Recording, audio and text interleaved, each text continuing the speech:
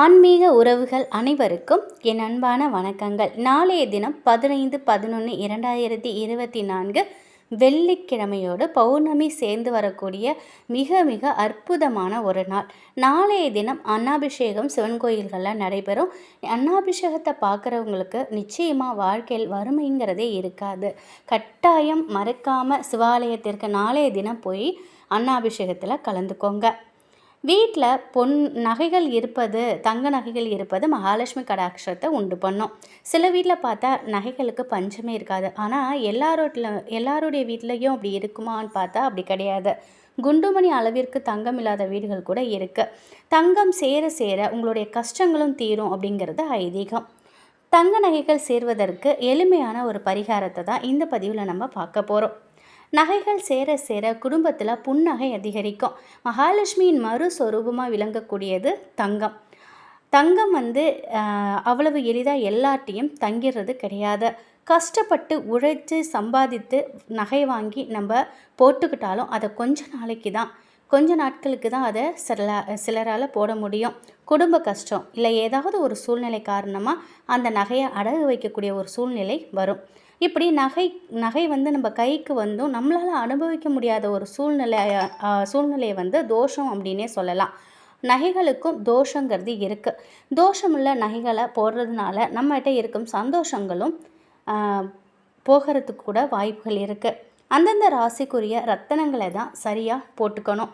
சில பேர் தவறுதலாக ராசி பார்க்காம போட்டுப்பாங்க. அவங்களுக்கு கர்ம வினை ஆக்டிவேட் ஆகிடும். தொடர்ந்து பிரச்சனைகளை அவங்க சந்திக்க நேரிடும். பொன் நகைகளுக்கு ராசி பார்க்க வேண்டிய அவசியம் கிடையாது. எல்லா ராசியினருமே இந்த தங்க நகைகளை போட்டுக்கலாம். வீட்டில் ஆண்களை காட்டிலும் பெண்கள் தான் அதிக அளவில் தங்க நகை போட்டுக்கணும்னு ஆசையும் படுவாங்க. பௌர்ணமி தோறும் பூஜாரியில் ஒரு வெள்ளி இல்லைன்னா செம்பு கிண்ணத்தை எடுத்துக்கோங்க. பௌர்ணமி தோறும் 9 பௌர்ணமி இதை நீங்கள் செய்து பாருங்கள். நிச்சயமாக உங்கள் வீட்டில் மிகப்பெரிய அளவில் ஒரு அதிசயம் நடக்கிறத உங்கள் கண் கூட பார்க்கலாம். ஒரு வெள்ளி கிண்ணம் இல்லைன்னா செம்பு கிண்ணம் எடுத்துக்கோங்க. இந்த ரெண்டுமே இல்லைனாலும் ஒரு மண் கிண்ணம் எடுத்துக்கோங்க. அந்த மண் பானையில் துவரம்பருப்பு நிரப்புங்க. அந்த கிண்ணத்தில் பௌர்ணமி அன்னைக்கு உங்கள்கிட்ட இருக்கக்கூடிய ஏதாவது ஒரு தங்க நகைங்கும்போது பெரிய அளவில் தான் பொண்ணும் இல்லை, சின்ன மூக்குத்தியை கூட நீங்கள் அந்த பாத்திரத்தில் போடலாம். துவரம்பருப்பு டப்பாவில் போடலாம். ஒரு தங்க நகை அதில் போட்டு நகை சேரணும் அப்படி மகாலட்சுமி தாயாரை மனசார பிரார்த்தனை பண்ணிக்கோங்க. இந்த பரிகாரம் செய்யறதுக்கு முன்னாடி கட்டாயம் உங்களுடைய குலதெய்வத்துக்கிட்ட அனுமதி வாங்கி அவங்கக்கிட்ட வணங்கி வழிபாடு பண்ணி அதுக்கப்புறம் இந்த பரிகாரத்தை செய்ய தொடங்குங்க. அதுதான் ரொம்ப ரொம்ப முக்கியம். இந்த துவரம்பருப்பு கிண்ணத்தில் அந்த தங்கத்தை போட்டு மகாலட்சுமி தாயார்கிட்ட பிரார்த்தனை பண்ணிவிட்டு அந்த பௌர்ணமி நாள் முழுவதும் அதை அப்படியே சாமி மாடத்தில் பூஜாரியில் வச்சுருங்க. பௌர்ணமி முடிஞ்ச அடுத்த நாள் அந்த நகை எடுத்து நீங்கள் போட்டுக்கலாம். கிண்ணத்தில் இருக்கக்கூடிய துவரம்பருப்பை அடுத்து வரக்கூடிய வெள்ளிக்கிழமையில் நீங்கள் சாப்பாட்டுக்கு பயன்படுத்திக்கோங்க. வெள்ளிக்கிழமை தோறும் துவரம்பருப்பை பயன்படுத்தணும். இந்த மாதிரி பயன்படுத்தும் போது லக்ஷ்மி அருள் முழுவதுமாக நமக்கு கிடைக்கும் அப்படின்னு சாஸ்திரத்திலே சொல்லப்பட்டிருக்க. துவரம்பருப்பு நிச்சயமாக வெள்ளிக்கிழமையில் சமைங்க.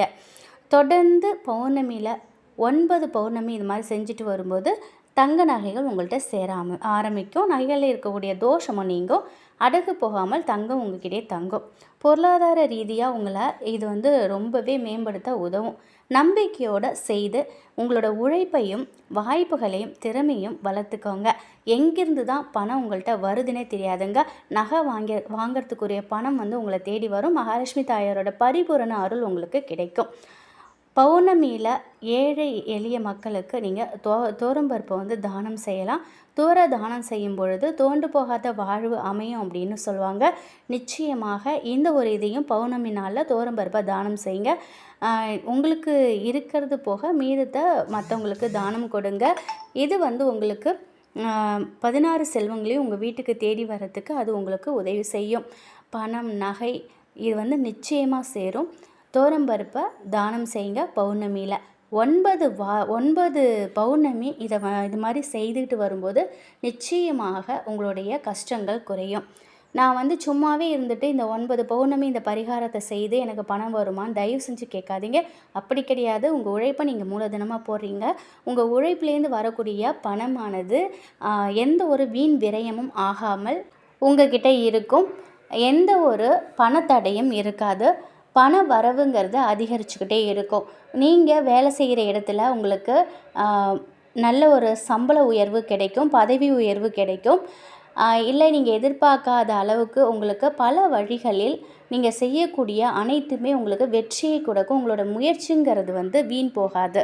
உங்களோட முயற்சிக்கேற்ற, உங்களோட உழைப்புக்கேற்ற ஊதியம் உங்களை தேடி வரும்.